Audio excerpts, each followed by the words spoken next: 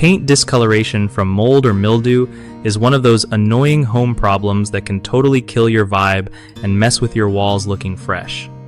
So, first thing, if you spot that greenish or blackish stuff on your painted walls, grab a mold remover spray or mix some white vinegar and water to treat it right away.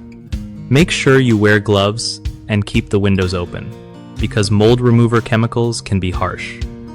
After spraying, let it sit for about 15 minutes, and then scrub gently with a soft brush or cloth. Avoid harsh scrubbing because you don't want to damage your paint.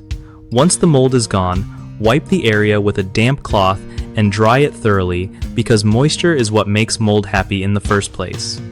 To keep this from happening again, you gotta improve ventilation in your space by using fans, opening windows, or even getting a dehumidifier if it's super humid.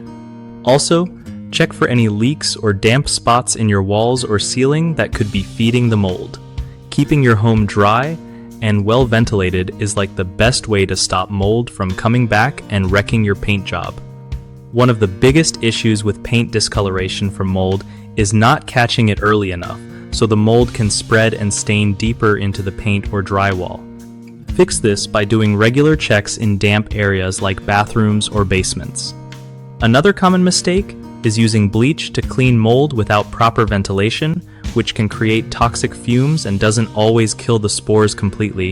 Instead, use a proper mold remover and keep windows wide open.